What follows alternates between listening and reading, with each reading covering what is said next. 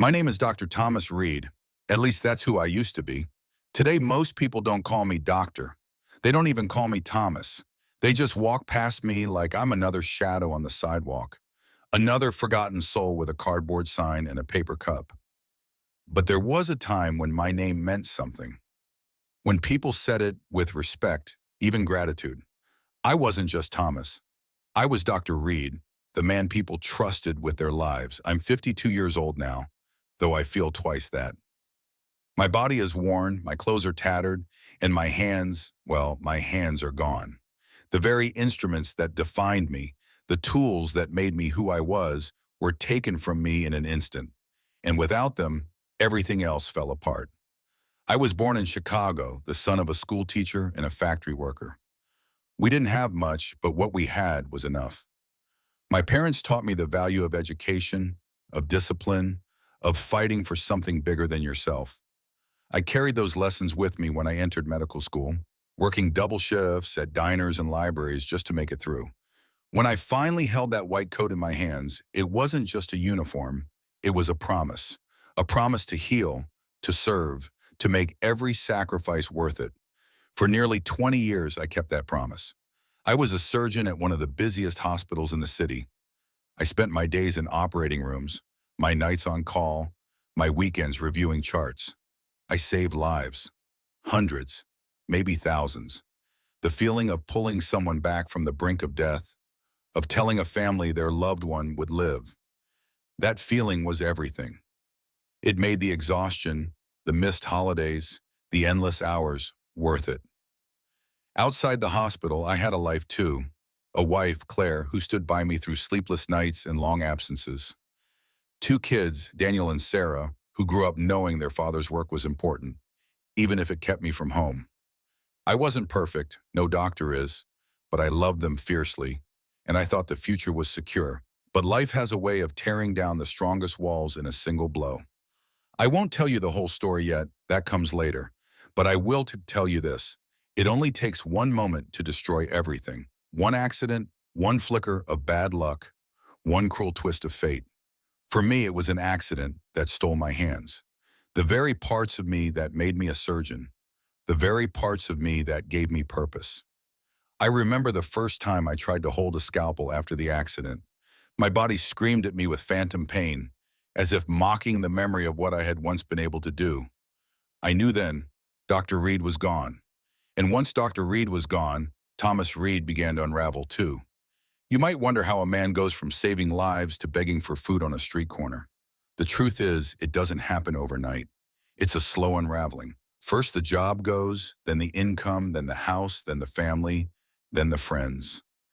Bit by bit, the world strips you of everything until you're left with nothing but memories. And memories, as powerful as they are, can't keep you warm. That's why I'm telling this a story. Not because I want pity, not because I want forgiveness, but because people see me now, sitting on the sidewalk, and they think I've always been here. They don't know the man I was, the man I fought to be. They don't know how quickly life can take everything from you. So listen closely. This is my story, the story of Dr. Thomas Reed, the surgeon who once held lives in his hands, and the homeless man who lost everything when those hands were taken away. And maybe by the end, you'll understand that I'm not just another shadow. I am a man who lived, who fell, and who is still here, even when the world refuses to see me. Before the accident, before the streets, my world revolved around the hospital. It wasn't just a place of work, it was the stage where my life's purpose played out.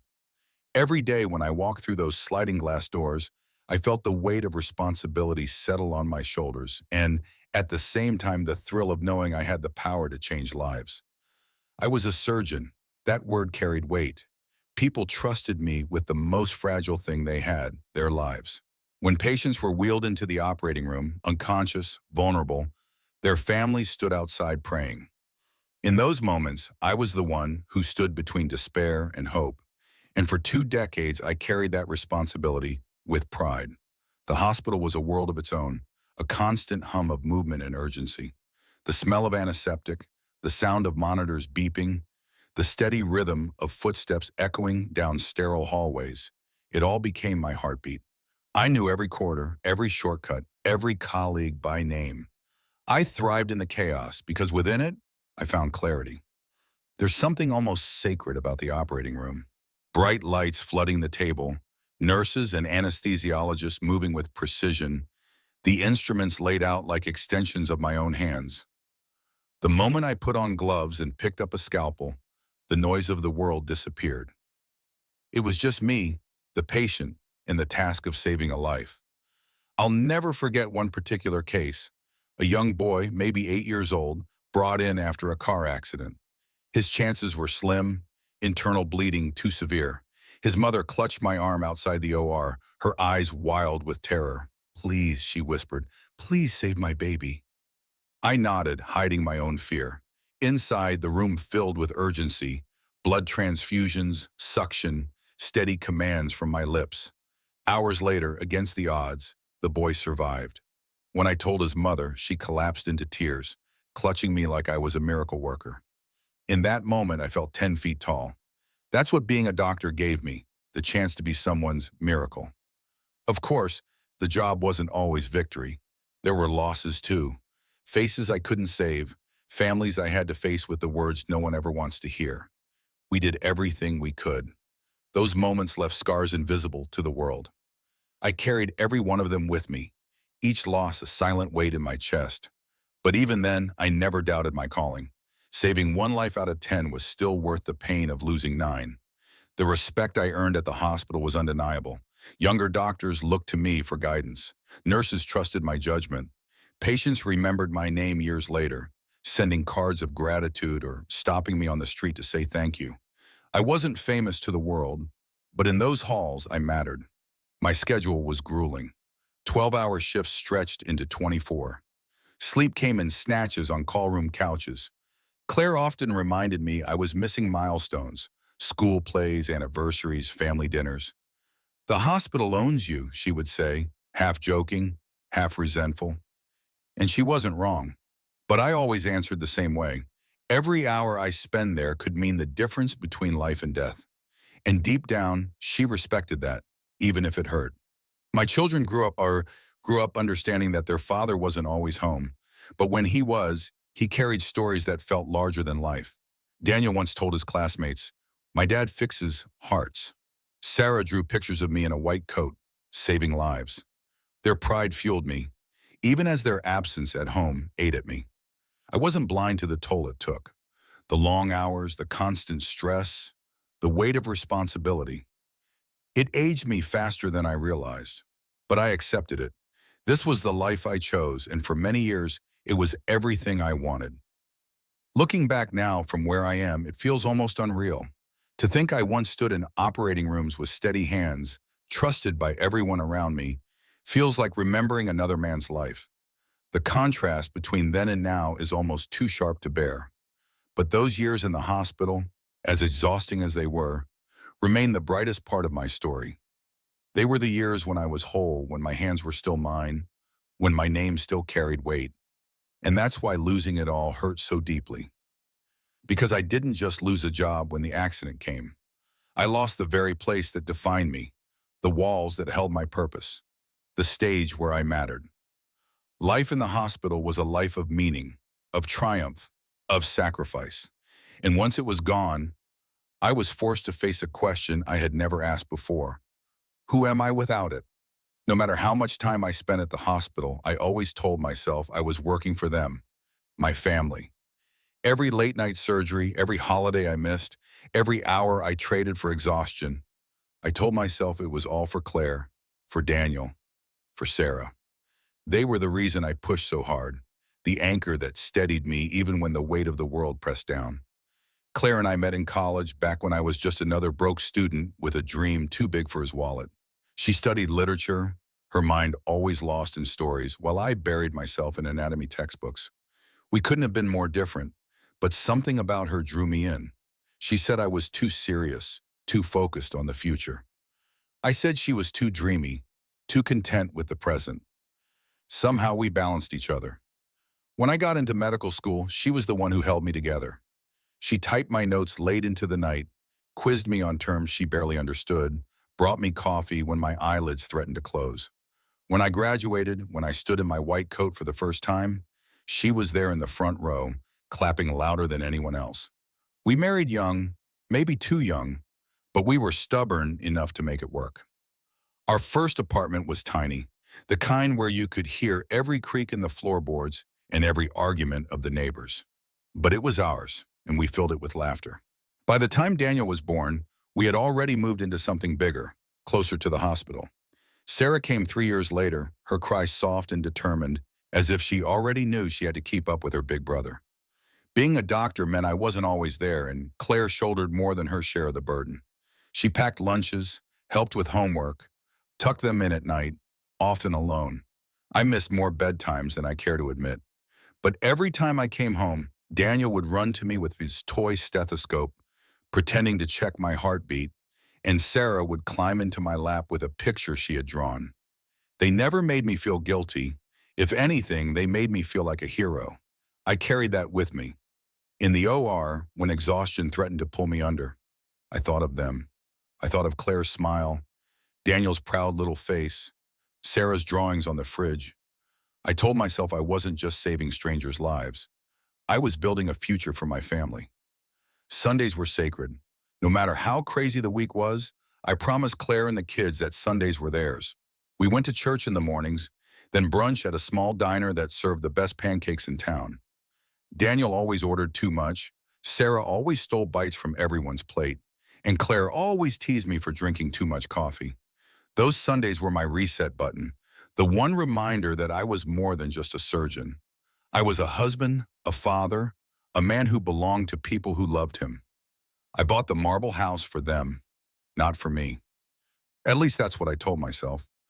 I wanted Claire to have a kitchen big enough to host her book club, Daniel to have a backyard to play ball, Sarah to have a room with windows that filled with morning light. And yes, I wanted people to see it and know I had made it. Pride is a tricky thing. It hides behind love, pretending to be noble. Claire never cared about the marble or the chandeliers. She cared about me being home for dinner. "This house doesn't matter if you're never in it," she said more than once. I always promised to do better, but the hospital called louder. She endured it because she believed in me, because she trusted that the sacrifices were worth it. Looking back now, I see how much I asked of her. She gave up so much of herself so I could chase my dreams. And when I lost everything, she had nothing left to hold on to. I don't blame her for walking away. I only blame myself for not being there enough when I still had the chance. Daniel and Sarah, God, I miss them. I wonder if they remember those Sundays, the laughter at the diner, the silly songs in the car. Or do they only remember the man who fell apart, who lost his hands, his career, his pride? Do they remember the father who built them a home, or the broken man who ended up on a park bench? The family I built was the best part of me. They were my reason, my light, and losing them was more painful than losing my career, my house, or even my hands, because money and status can be rebuilt. But once love slips through your fingers, it's gone forever. And I was foolish enough to believe it would last no matter what. It was supposed to be an ordinary morning. I had left home early, kissed Claire on the cheek while she was still half asleep, and promised Daniel I would be at his baseball game that weekend. Sarah had scribbled me a picture before bed the night before, a stick figure of me in a white coat with giant hands holding a heart. I tucked it into my briefcase before heading out. At the time, I didn't realize how cruelly ironic that picture would become. The day began like so many others, rounds at the hospital, charts piled high, colleagues greeting me in the hallway. There was a scheduled surgery later that afternoon, a complex cardiac procedure I had been preparing for all week. I lived for those moments, the ones that tested every ounce of skill I had. But life doesn't care about preparation.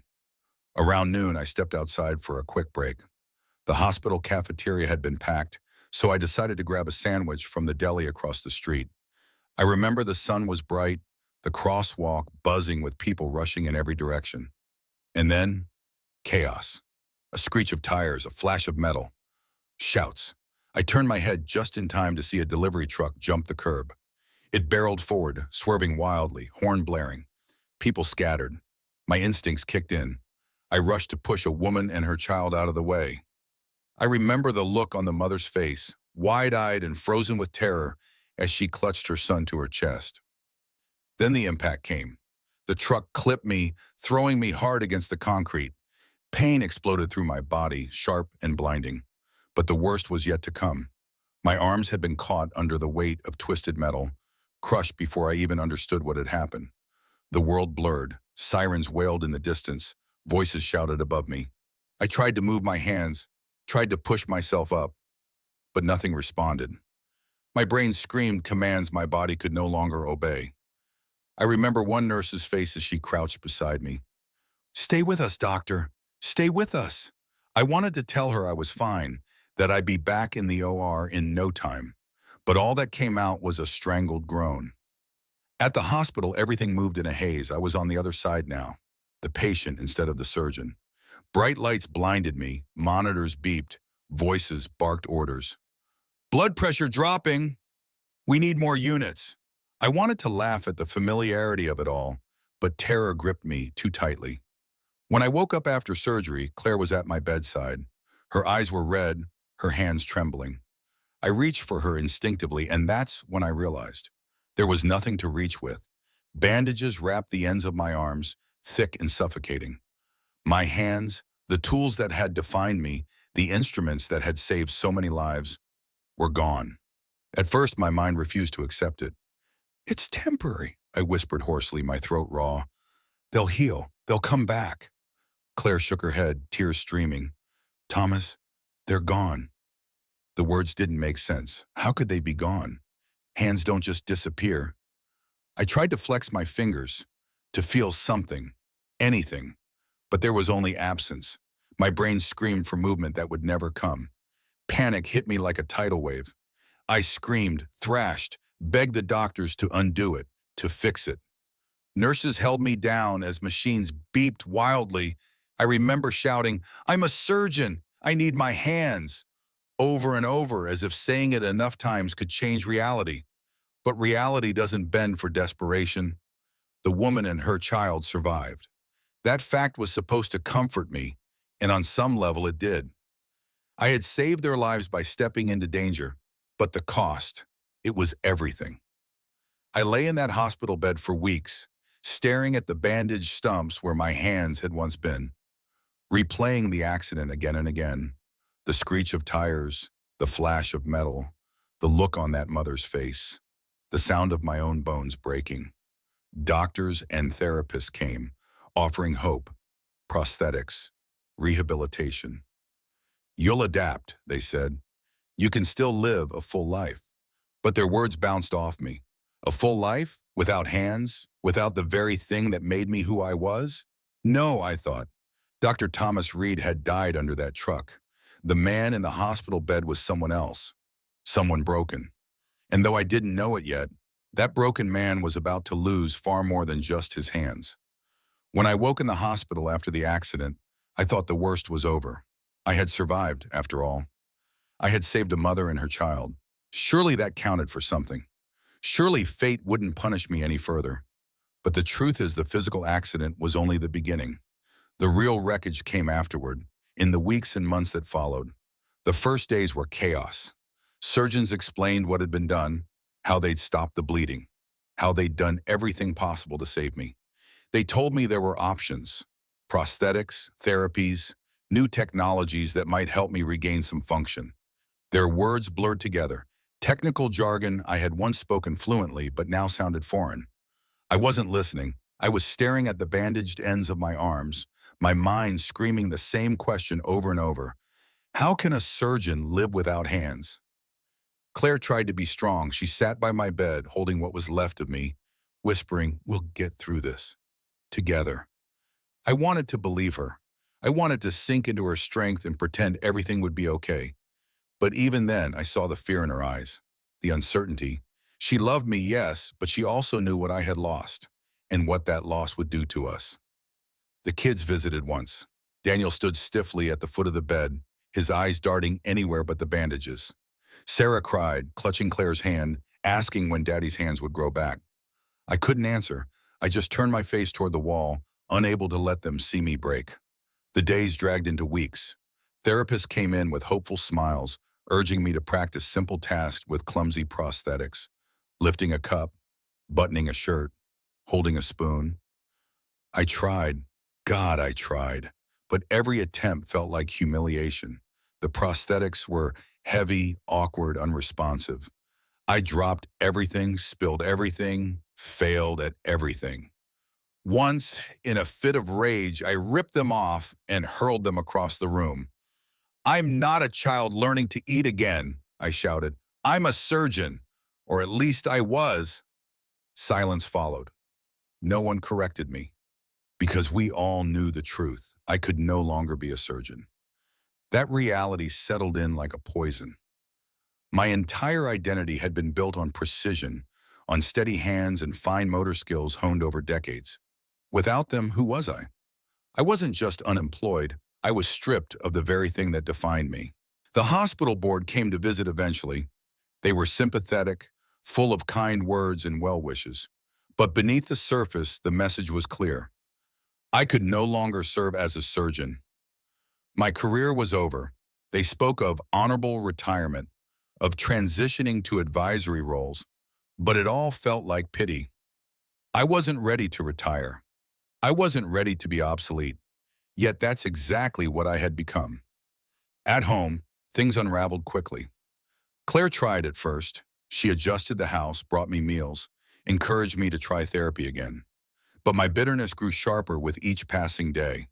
I lashed out, not at her fault, but at my own helplessness. I couldn't tie my shoes, couldn't pour a cup of coffee, couldn't even hug her properly. Every reminder of what I had lost cut deeper, and I took that pain out on the person closest to me. Nights were the worst. I'd lie awake, phantom pains searing through arms that no longer existed, my mind replaying surgeries I would never perform again. In my dreams, I still held a scalpel. I still saved lives. But every morning I woke to the cruel truth. Bills began piling up. Without my salary, the mortgage on the marble house became unbearable. Insurance covered some medical costs, but not enough. Claire picked up extra work, but it wasn't enough to maintain the life we'd built. Slowly, the walls of our home closed in, no longer a sanctuary, but a reminder of everything slipping away. Friends stopped visiting. At first, there were cards, flowers, casseroles left at the door. But sympathy has an expiration date. Soon the calls grew fewer. The visits stopped. The texts dried up. People didn't know what to say. Or maybe they just didn't want to see what had become of the man they once admired. I spent more and more time alone, staring at the walls, drowning in self-pity. Claire's patience thinned. The kids avoided me, their laughter fading from the halls. The house grew quieter, emptier. One evening, after another argument, Claire said the words I had dreaded. "You're not the man I married anymore." She was right. The man she married had steady hands and a future full of promise. The man in front of her was bitter, broken, and drowning in despair. The accident had taken my hands. But the aftermath took everything else. I never thought I'd live to see the day when I couldn't walk through the hospital doors as Dr. Reed. For years, that identity had been unshakable. The nurses greeted me with nods of respect. Patients whispered my name with hope. Colleagues leaned on my judgment. But after the accident, each visit to the hospital felt like walking into a mausoleum. My career buried inside those walls. My legacy sealed away. At first, they tried to soften the blow. Administrators spoke in careful tones, their voices dripping with pity. "Thomas, you've had an extraordinary career," one board member told me during a meeting. "We'd like to keep you involved, perhaps in a teaching or consulting capacity." Teaching, consulting, words that might have meant something to another man, but to me, they felt like shackles. My life's work wasn't in classrooms or offices. It was in the operating room.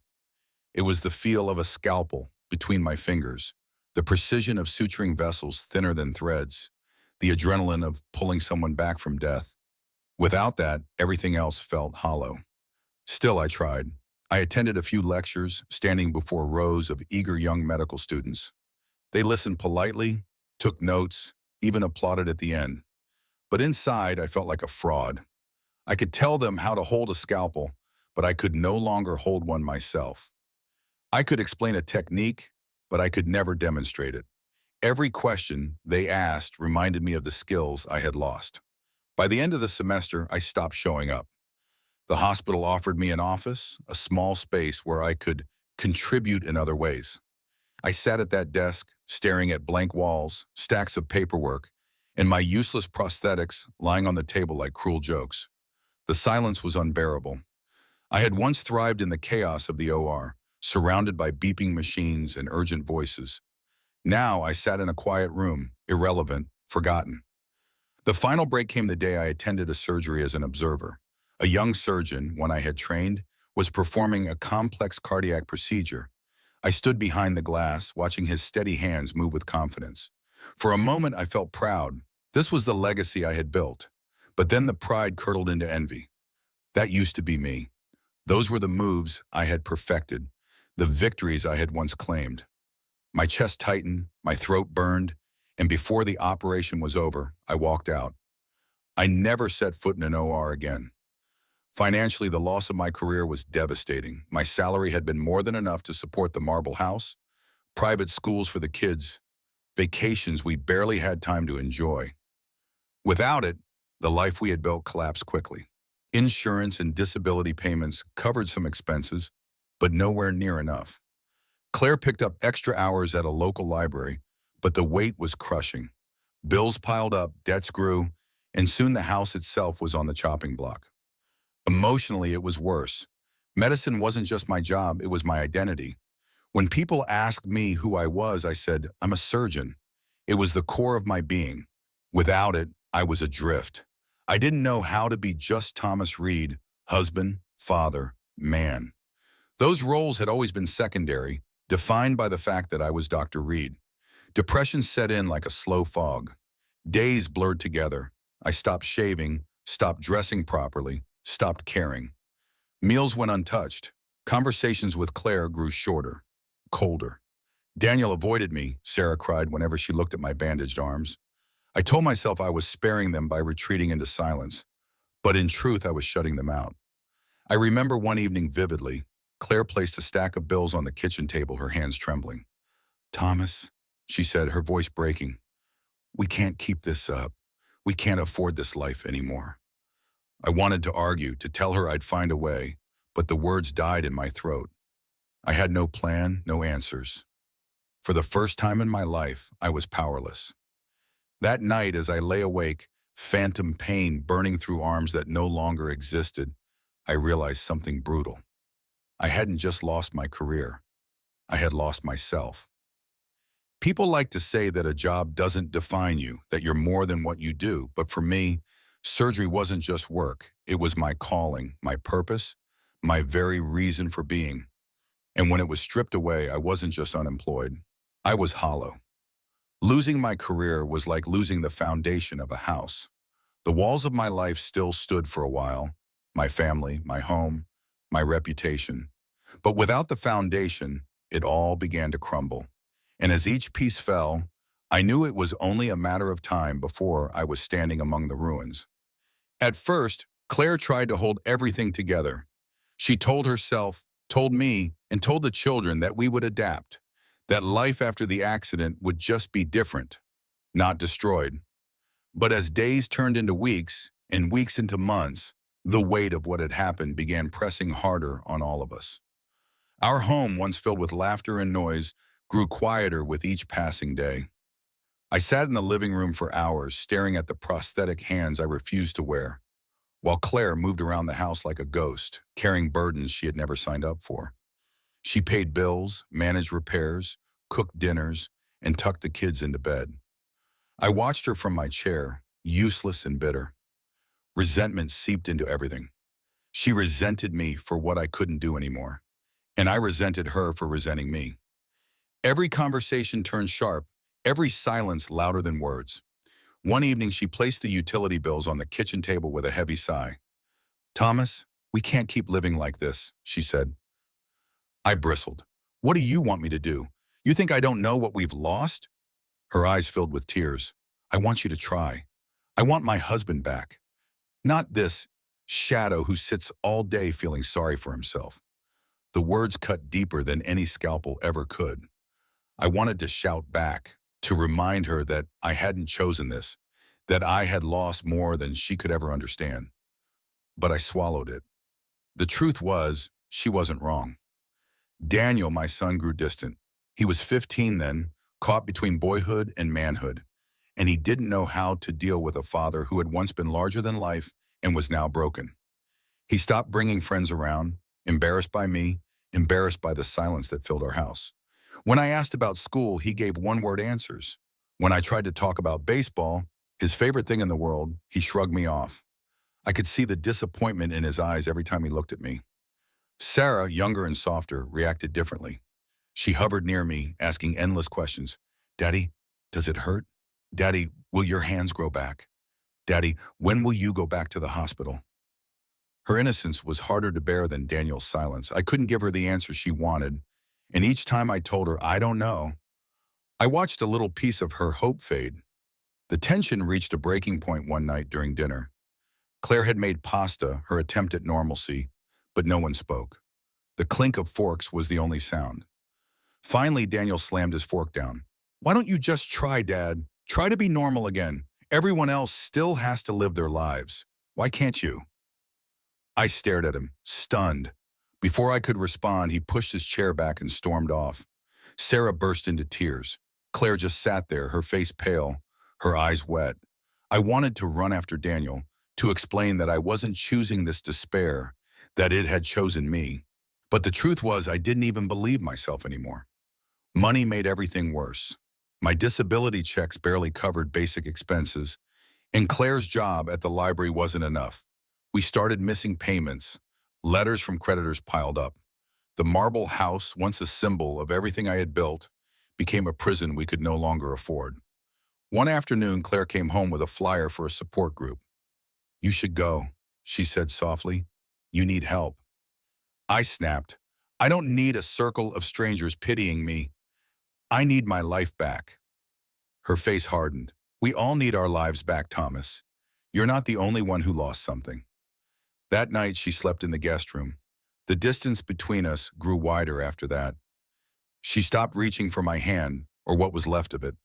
I stopped trying to bridge the silence. We existed under the same roof, but we weren't a family anymore. We were survivors of a wreck, each clinging to separate pieces of driftwood, waiting to sink. Looking back now, I can see how inevitable it was. Families bend under pressure, but sometimes they break. Mine broke slowly, piece by piece, until there was nothing left but fragments. I had once promised Claire that my work at the hospital, all the long hours and missed dinners, was for her and the kids. But after the accident, all she wanted was for me to be present, and I couldn't even give her that. The man she had married, the man who had been steady, confident, strong, was gone. What remained was a bitter, broken shell who couldn't face his own reflection. Family tensions don't explode in one loud moment.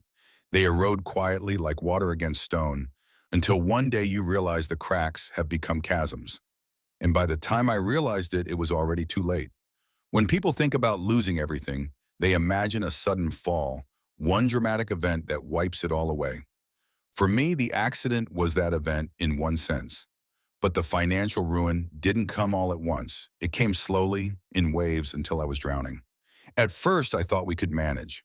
I had savings, retirement accounts, investments.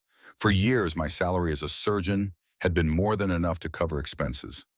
We lived comfortably in the marble house, sent our children to good schools, even took vacations when schedules allowed. I believed we had built a safety net strong enough to hold us, no matter what. I was wrong. The medical bills were crushing. Even with insurance, the surgeries, therapies, prosthetics, and medications added up faster than I imagined. Each envelope that arrived in the mail felt heavier than the last, demanding money we no longer had.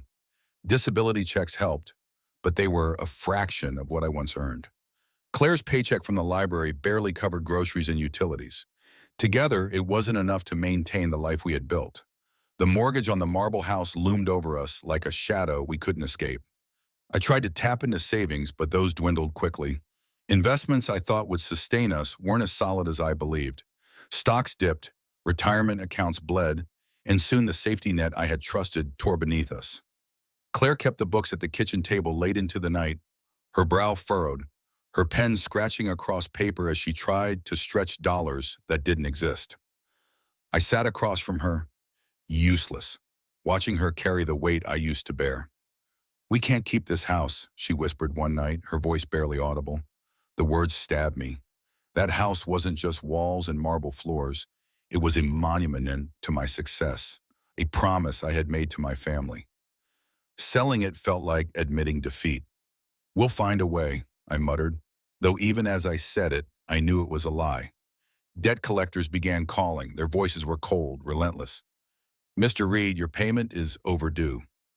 Mr. Reed, we must remind you of your outstanding balance." I stopped answering the phone.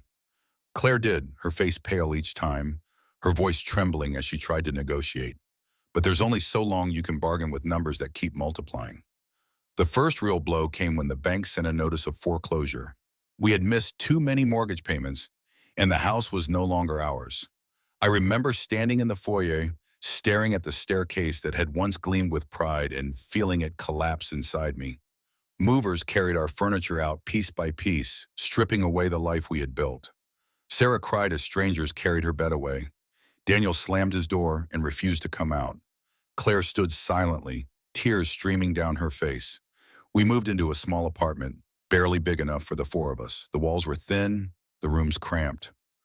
I told myself it was temporary, that we'd rebuild. But deep down, I knew better. Bills still came. Medical costs never stopped. The prosthetics I tried but couldn't use sat in their case, reminders of wasted money. Therapy sessions drained more funds we didn't have. Soon, even the apartment became too much. Claire grew thinner, her face drawn with stress.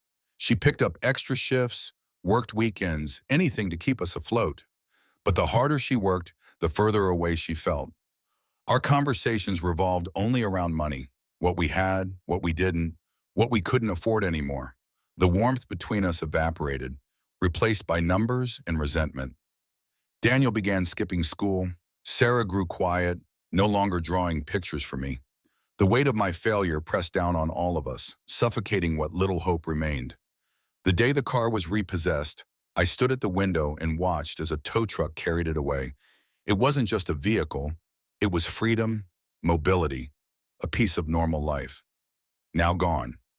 By then we had sold most of what we owned, jewelry, electronics, even the piano Claire loved. Each sale bought us another month, another week, another day, but eventually there was nothing left to sell. The final collapse came when we were evicted from the apartment.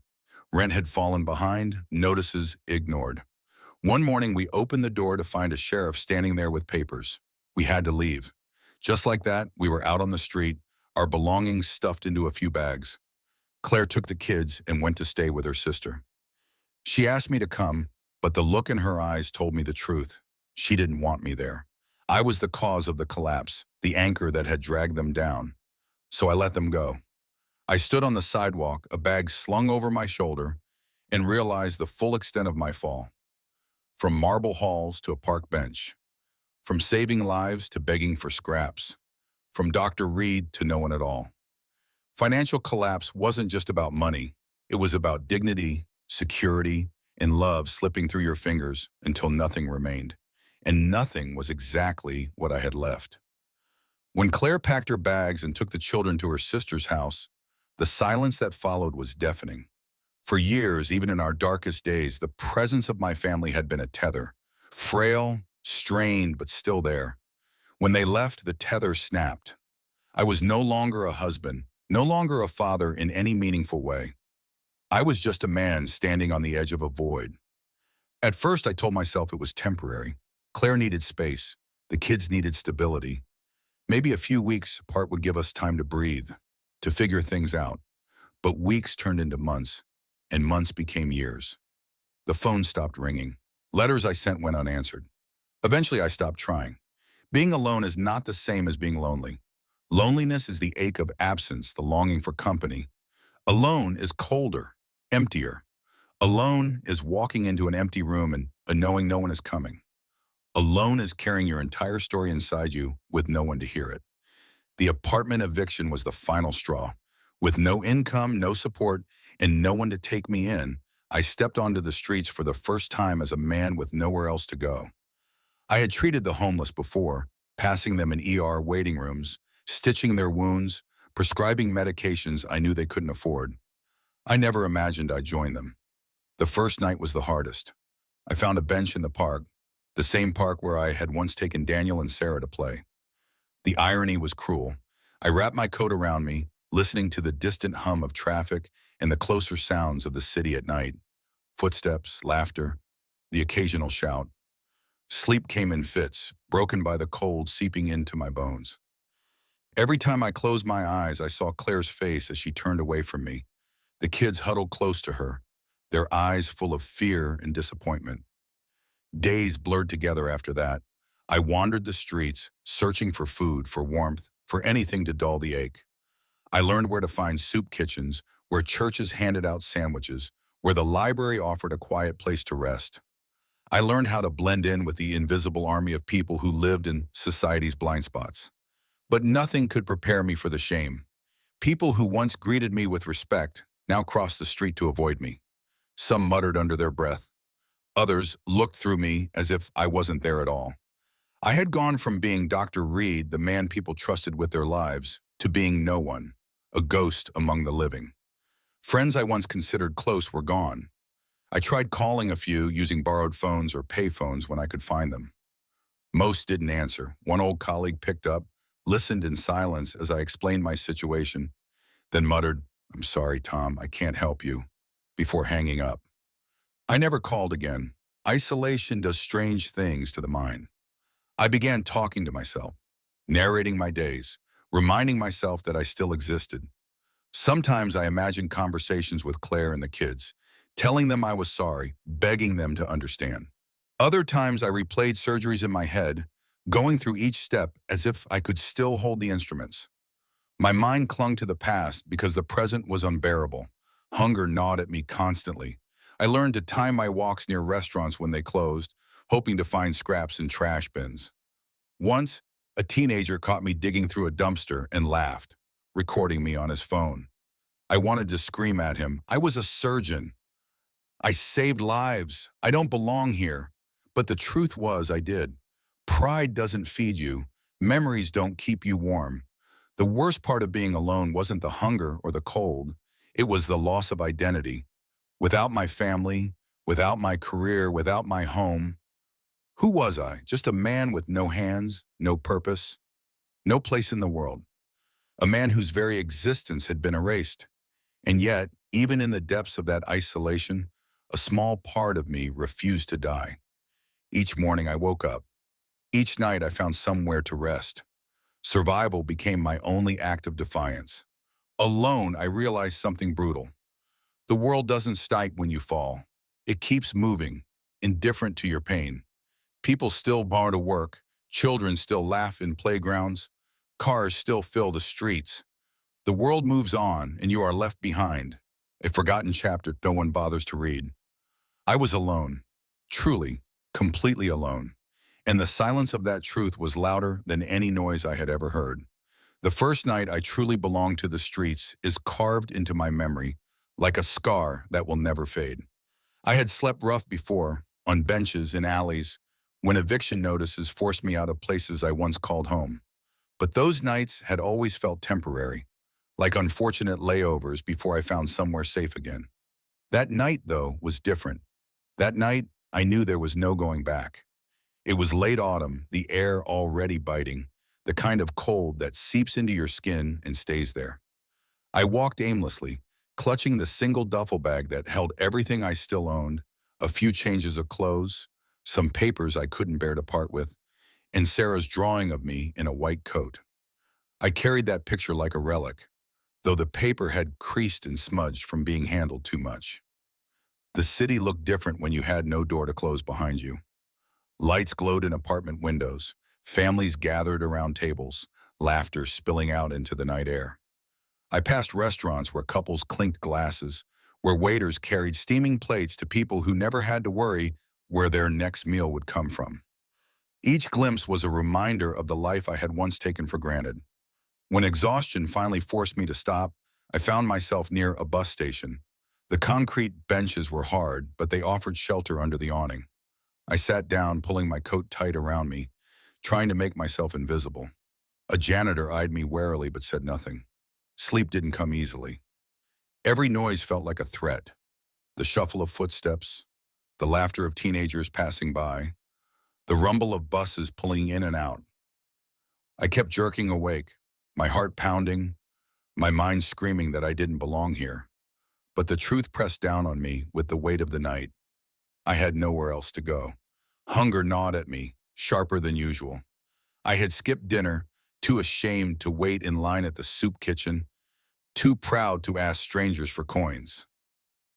My stomach growled loud enough to echo. I pressed my arms, what remained of them, against my body, trying to quiet the sound.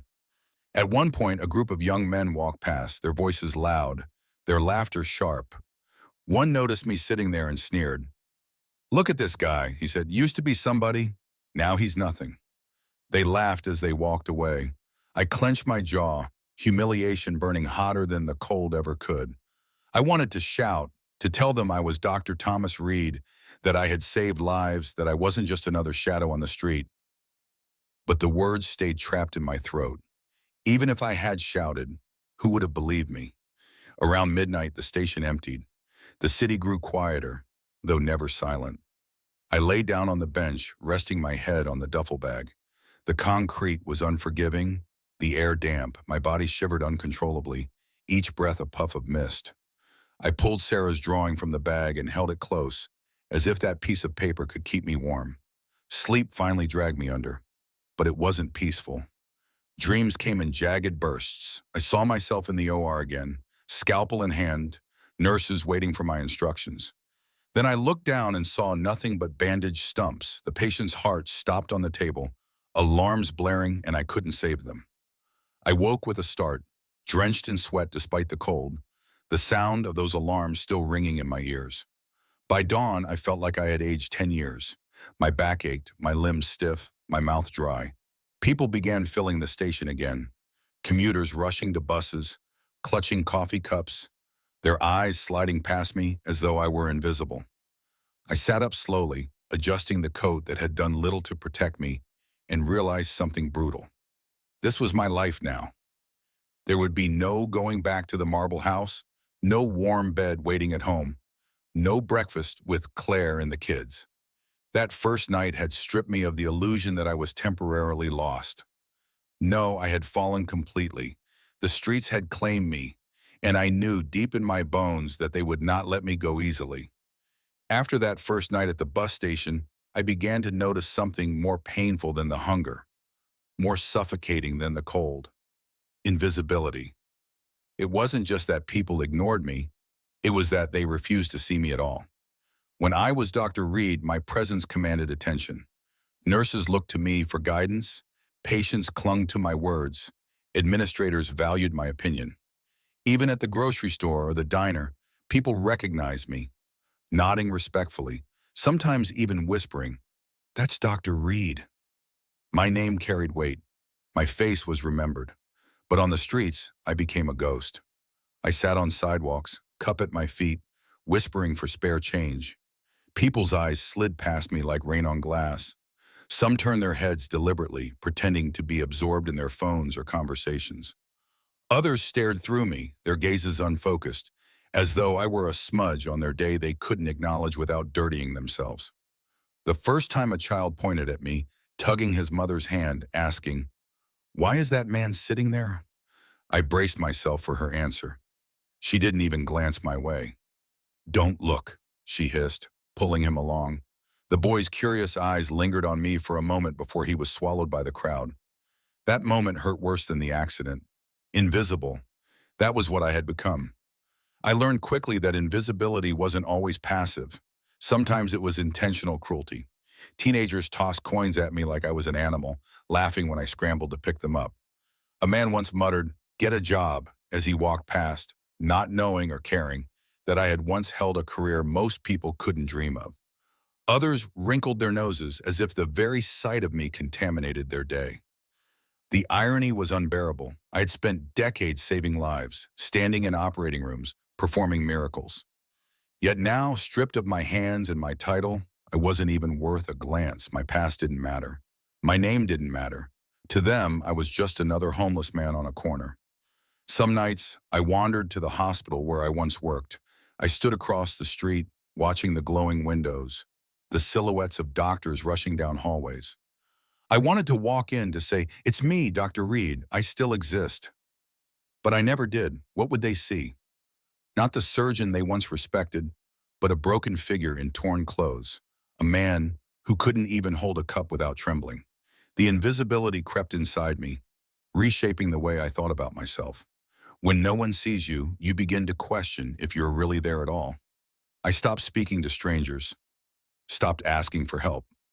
My voice grew quieter, my posture more hunched, as if I could disappear completely and spare the world the burden of ignoring me. And yet, amid the suffocating invisibility, small moments of light appeared. One afternoon, as I sat near a coffee shop, a woman in scrubs walked out carrying a steaming cup. She paused, looked at me, not past me, not through me, but at me, and placed the cup in my hands. "It's hot chocolate," she said softly. "Be careful, it's warm." She smiled before hurrying off. That one act nearly brought me to tears. Someone had seen me, truly seen me. Another time, a man dropped a sandwich into my lap without a word. He didn't linger, didn't ask for thanks, but in that moment I felt visible again. I began to treasure those fleeting gestures. They reminded me that invisibility wasn't absolute, that there were still people in the world willing to see beyond the rags and the dirt, to recognize the human being beneath. But they were rare. Most days invisibility was my only companion. It is a strange thing to be erased while still alive, to know you have memories, stories, accomplishments, but to feel them dissolve every time someone averts their eyes. I began to fear that even I would forget who I had been, that without others to remember me, my past would vanish like smoke. So I clung to my story. I whispered it to myself at night, beneath bridges or on benches. You were Dr. Thomas Reed. You saved lives. You had a wife, children, a home. You mattered once. The words were my lifeline, proof that I hadn't always been invisible. But as weeks turned into months, even my own voice began to falter. I wondered how long it would take before I was gone completely, not by death, but by erasure. Not remembered as a surgeon, or even as a man, but as nothing at all. And that, I realized, was the cruelest fate of all. There comes a point when you stop asking yourself how you got here. The questions used to echo in my head every night. Why me? Why that accident? Why did I survive only to lose everything? But over time, the questions lose their edge. They don't disappear, they just sink deeper, like stones at the bottom of a river. What remains are the ripples on the surface, the life you have left, not the one you lost. I used to believe I was only worth something with a scalpel in my hand, that my identity began and ended in the operating room. When the accident took my hands, I thought it had taken my entire life. And for a long time, I lived like a ghost of the man I once was. But sitting here now, in the quiet hours before dawn, I realize that even stripped of everything, career, family, respect, I am still here. I still breathe. I still think. I still remember. And those things matter, even if the world refuses to see them. Life on the streets taught me lessons no textbook, no surgery, no lecture could ever provide. I learned how fragile dignity is, how quickly respect disappears when you have nothing left to offer. I learned how invisible a man can become when he no longer fits into society's story. But I also learned something else, something I never expected. I learned that kindness, even in its smallest form, can be the difference between despair and survival.